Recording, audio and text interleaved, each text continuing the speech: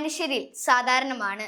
കുട്ടികൾ ഉണ്ടാവാത്തതിനാലാണോ, കുട്ടികൾക്ക് ജീവിതം നൽകണമെന്ന ആഗ്രഹം കൊണ്ടോ ആളുകൾ ദത്തെടുക്കാറുണ്ട്. എന്നാൽ മൃഗങ്ങൾ വളർത്തിയ മനുഷ്യരുണ്ട്.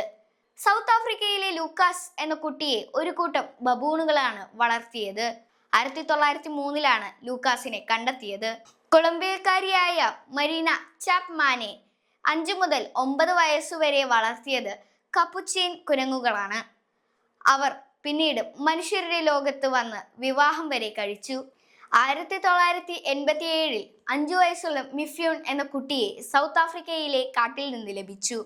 സ്കൂളിൽ ചേർത്തെങ്കിലും 18 വയസ്സുവരെ സംസാരിച്ചില്ല. പാചകം ചെയ്ത ഭക്ഷണം കഴിക്കാനും മറ്റു കുട്ടികൾക്കൊപ്പം കളിക്കാനും അവൻ വിസമ്മതിച്ചു. 2005 ഒരു തീപിടുത്തത്തിൽ മിഫ്യൂൺ മരിച്ചു.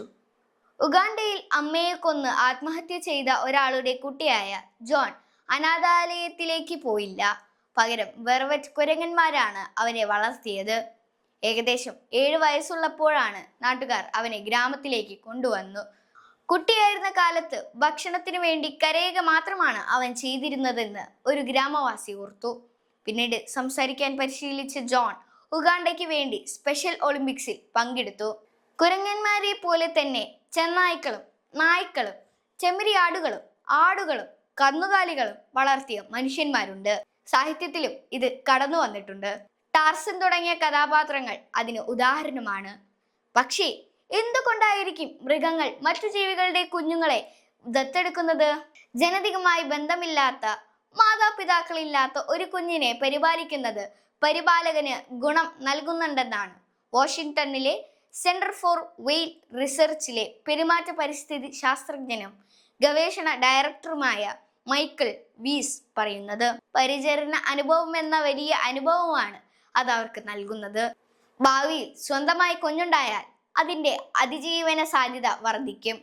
ദത്തെടുക്കൽ പൊതുവായി സ്വന്തം ഇനത്തിലാണ് നടക്കുകയെങ്കിലും അപൂർവമായി മറ്റു ഇനങ്ങളിൽ നിന്നുള്ള കുഞ്ഞുങ്ങളും ദത്തെടുക്കപ്പെടുന്നു. അമ്മ മരിച്ച മൗണ്ടൻ ഗൊറില്ല കുഞ്ഞുങ്ങളെ കൂട്ടത്തിലെ ശക്തരായ ആൺഗൊറില്ലകൾ ദത്തെടുത്ത് വളർത്താറുണ്ട്. സ്വന്തം കുഞ്ഞല്ലെങ്കിൽ പോലും അവൻ അതിനെ സംരക്ഷിക്കും.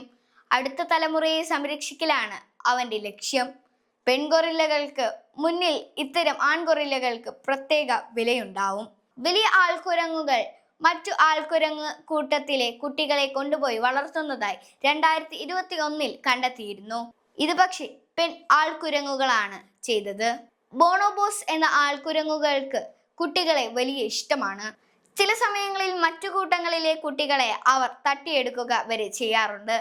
2023 ഒരു ടിബറ്റൻ മക്വാക്ക കുഞ്ഞിനെ മറ്റു കുരങ്ങുകൾ തട്ടിക്കൊണ്ടുപോയി. 2023 ഒരു ടിബറ്റൻ മക്വാക്ക കുഞ്ഞിനെ മറ്റു കുരങ്ങുകൾ തട്ടിക്കൊണ്ടുപോയി വളർത്തുകയുണ്ടായി. ചിലതരം ഓർക്കകൾ ഡോൾഫിൻ കുഞ്ഞിനെ തട്ടിക്കൊണ്ടുപോയതായി 2021 കണ്ടെത്തി. പിന്നീട് ഓർക്കകൾ ആ കുഞ്ഞുമായാണ് നീന്തിയിരുന്നത്. എന്താണ് ഈ ഓർക്കകൾക്ക് അതുകൊണ്ടുള്ള നേട്ടമെന്ന് വ്യക്തമല്ല. സ്വന്തം കുഞ്ഞുണ്ടെങ്കിൽ ഡോൾഫിൻ കുഞ്ഞിനെ അവ നന്നായി നോക്കുമോ?